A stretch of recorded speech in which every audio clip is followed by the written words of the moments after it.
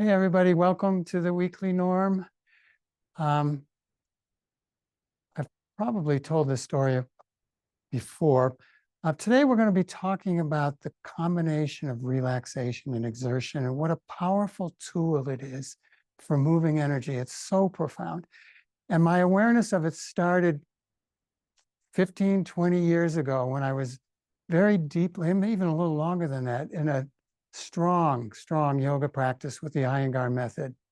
And I'd go to India, and I'd study with advanced teachers, and we would hold poses for very extended periods of time, handstand positions, headstand, shoulder stand positions, where there would be a lot of exertion. And in my early years of practice, because we weren't really given breathing instructions, and many people, well, they say breathe like this, but nobody talked about breathing quietly. So many of us sounded like steamships because, we're breathing hard because we're in very strong positions. Sometimes our bodies are even shaking. And then one day I just had this idea, maybe I had gotten it from somebody sometime, and I decided to just breathe quieter and more slowly. And something almost immediately, maybe a time or two into this practice, I started to notice a deepening in the calm. Like you started to notice two extremes happening at the same time. And when the nervous system can sense differences, they really learn from those differences.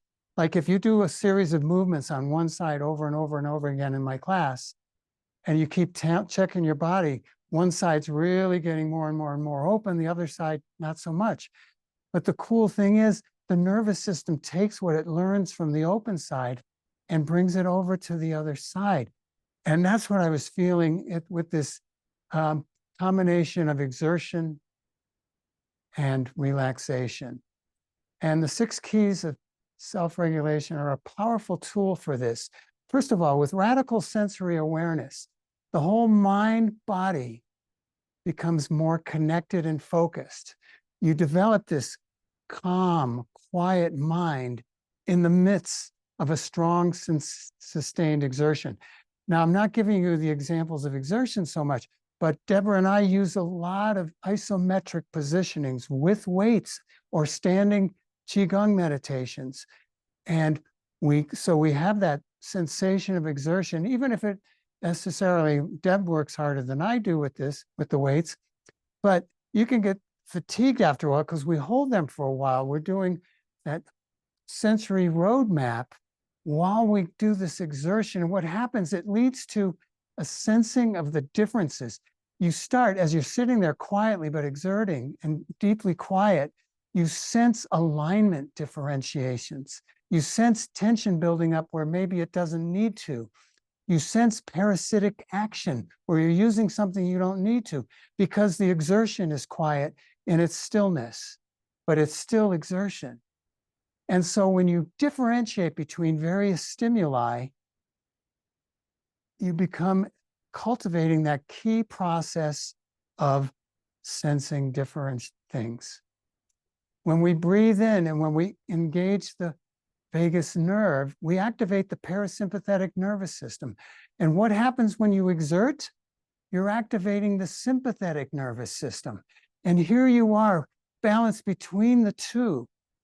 And again, it can lead to a profound quietness of mind, a reduction of anxiety and fear. It's quite profound. I was blown away by that. And when we integrate and we differentiate movements, another key in there, we use our 3 C's of connecting and coordinating and guiding with control our exertions and our releases. And what do? We enhance endorphins. We build resilience.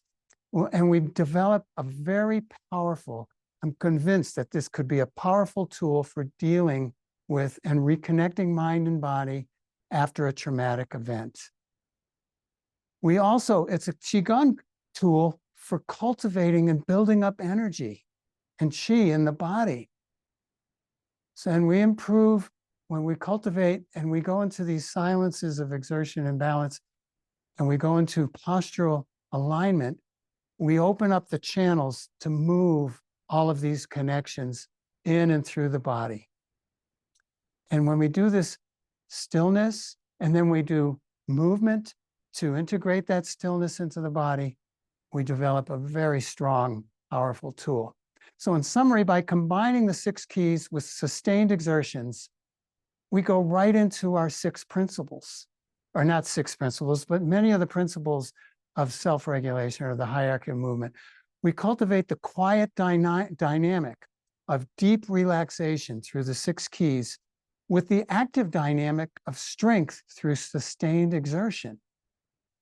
We go from the inner body of fine motor movement to the outermost gross motor movements. And we can sense that because even though we're exerting, there's a stillness. And we use the guidance of slow to power up into the more dynamic life experiences that we have around us. It's a very powerful tool. I call it toning from mind to body. It's something, I didn't mean to promote this, but it's something that's coming soon to become part of our Yemba classes. And yes, we will indeed be using weights as well. And we'll still have all of our old Yemba friends as well.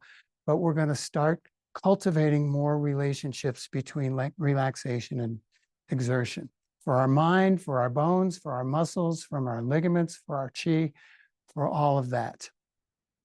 So thank you all very much for taking the time, the few moments here to listen to the talk.